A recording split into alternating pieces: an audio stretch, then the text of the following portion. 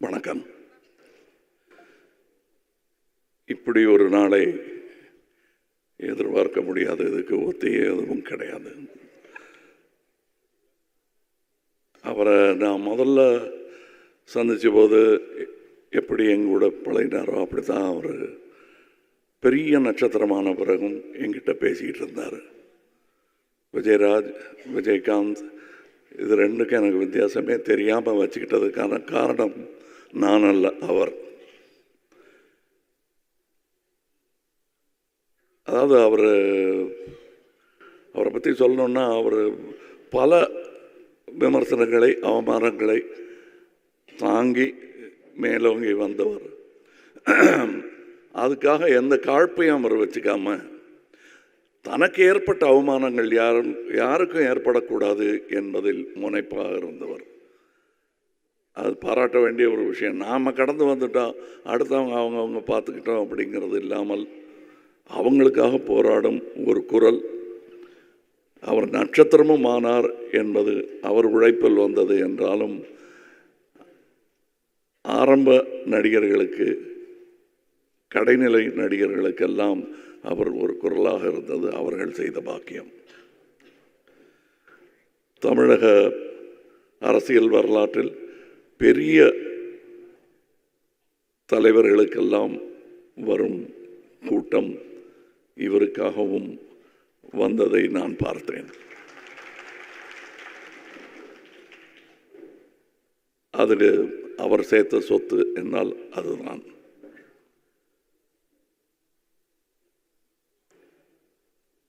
அவர் கொடுக்கறது பல பேருக்கு தெரியாது. ஐ திங்க் அவருடைய பிறந்த நாள் அன்றைக்கின்னு நினைக்கிறேன், 1998 இருக்கும். தினமணியில் ஒரு கட்டுரை வந்தது. அவர் இறந்த அன்னைக்கு ஒரு கட்டுரை போட்டிருந்தார் எம் பாண்டியராஜன். 1998 நடந்தது அவர் நினைவு கூர்ந்திருந்தார்.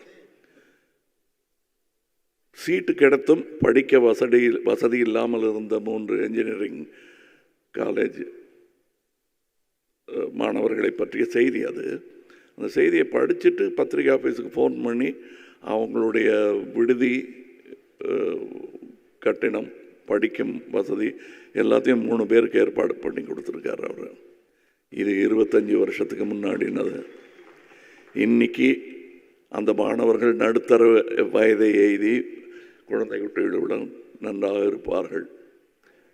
அதை அவர்களும் மறக்க மாட்டார்கள். நினைவில் வைத்து கொண்டிருந்தவர்கள் யாரும் மறக்கவும் மாட்டார்கள்.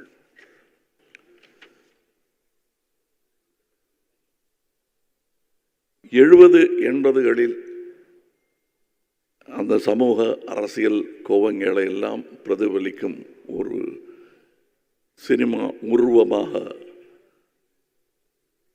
விஜயகாந்த் அவர்கள் திகழ்ந்தார் என்றால் மிகையாகாது. கண்டிப்பாக அது ஒரு, எனக்கு அவர்கிட்ட நான் அவருடைய இரங்கல் கூட்டத்தில் அன்றைக்கி அவர் பூதவுடல் அங்கே இருக்கும்போது நான் சொன்னேன், எனக்கு அவர்கள் பிடித்த பல நல்ல குணங்களில் ஒன்று அவருடைய நியாயமான கோபம் என்று. இன்றைக்கும் அவர் ஒரு கிராமத்து ஆள் மாதிரி நாக்கை கடிச்சிக்கிட்டு கோபம் வந்ததுன்னா கேட்டுருவார், கேட்க வேண்டியது. அது எந்த அரங்கமாக இருந்தாலும் அதுக்கு பயப்பட மாட்டார் அவர். அந்த துணிச்சல் பல நேரங்களில் நடிகர் சங்கத்துக்கே உதவியாக இருந்திருக்கிறது. அதற்கு சாட்சி இங்கே இருக்கும் நடிகர்கள். அவர் நடித்த முதல் படம் ஆக்சுவலி அது ஒரு திரைப்பட விழாவுக்கு போக வேண்டிய படம். தூரத்து இடி முழக்கம் போயிற்று. அதிலிருந்து ஒரு கமர்ஷியல் ஹீரோவாக அவர் பெயர் எடுத்தது. அது அவர் திறமை, அவருக்கு கிடைத்த வாய்ப்புகள். இப்போ ராதா ரவியர்கள் பேசும்போது சொன்னார்கள், கூட துணை நடிகர்களிடம் கூட இதை எப்படி செய்யலாம்னு கேட்குற அந்த எளிமை. நானே அவர் கூட ஒரே ஒரு கெஸ்ட் ரோல் தான் செஞ்சுருக்கேன். அங்கே அவர் எனக்கு காட்டிய அன்பும் மரியாதையும் இன்றும் ரீங்கரிக்கிறது.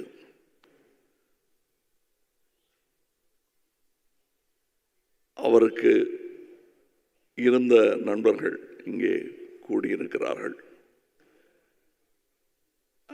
தனக்கு பிடிக்காதவங்களை கூட கூப்பிட்டு பேசிடுவார் அவர். அந்த தைரியம் உண்டு அவருக்கு.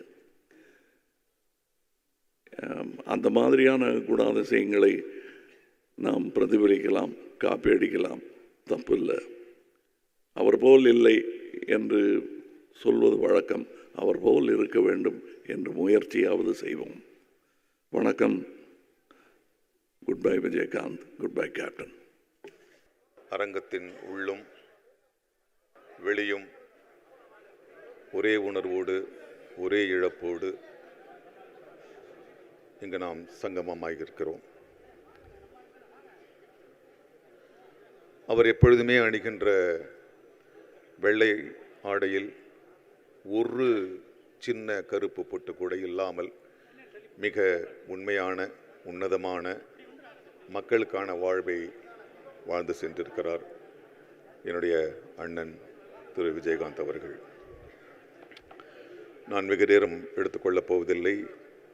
தங்களுடைய உணர்வுகளை பகிர்ந்து கொள்ள பல நூறு பேர் காத்திருக்கிறீர்கள். அவரை பற்றி நினைக்கின்ற பொழுது அவர் இருமுகங்களை நான் காண்கின்றேன். ஒன்று, அவர் மிகவும் வெற்றி பெற்ற ஒரு உச்சகட்ட நட்சத்திரமாக, அதைவிட முக்கியமாக தென்னிந்திய நடிகர் சங்கத்தின் தலைவராக முதல் முறையாக அவருடைய தலைமையில்தான் வெகு நாட்கள் கழித்து சினிமா நட்சத்திரங்கள், பெரிய நட்சத்திரங்கள், சிறிய நட்சத்திரங்கள் என்றில்லாமல் அத்தனை பேரையும் கோழி தன் குஞ்சுகளை அடைகாய்ப்பது போல அவர் அனைவரையும் அள்ளிச் சென்றார். எங்களை எல்லாம் அவர் கொடுத்த ஊக்கம்தான், அவர் கொடுத்த யோசனை தான், அவர் கொடுத்த ஒரு தைரியம்தான் நம்மாலும் அதை செய்ய இயல முடியும். அதற்காக நான் அவருக்கு காலம் முழுவதும் நான் நன்றி கூறுவேன். அவரை பற்றி புதிதாக சொல்வதற்கு நமக்குள் பல விஷயங்கள் இருக்கின்றன. இந்த மேடையில் அல்ல, பல மேடைகளில் நாம் அவரை பற்றி பேசுவோம், பேசிக்கொண்டிருப்போம். இன்று தென்னிந்திய நடிகர் சங்கம் மிகச் சிறப்பாக நடந்து கொண்டிருக்கிறது என்றால் அவருடைய வருகை எங்களுக்கு மிக மிக முக்கியமான ஒரு மேடை அமைத்து கொடுத்தது. அந்த பெருமகனாரின் நினைவு கூறி மற்றவர்களுக்கு பேச நான் வழிவிடுகிறேன். தயவு செய்து, எனக்கு நன்றாக தெரியும் உங்களுக்கு பேச மணிக்கணக்கில் நிகழ்வுகள் அவரோடு இருந்திருக்கின்றன. நேரம் கருதி தயவு செய்து அவருடைய புகழை 3 நிமிடங்களுக்குள் முடித்தால் எல்லோரும் இந்த புகழாஞ்சலியில் கலந்து கொள்கின்ற ஒரு திருப்தி ஏற்படும் என்று நான் வேண்டுகின்றேன். மீண்டும் என்னுடைய அண்ணன் கேப்டன் புரட்சி கலைஞர் திரு விஜயகாந்த் அவர்களுக்கு என்னுடைய மனதார்ந்த புகழும் நினைவும் அர்ப்பணிப்பும். நன்றி.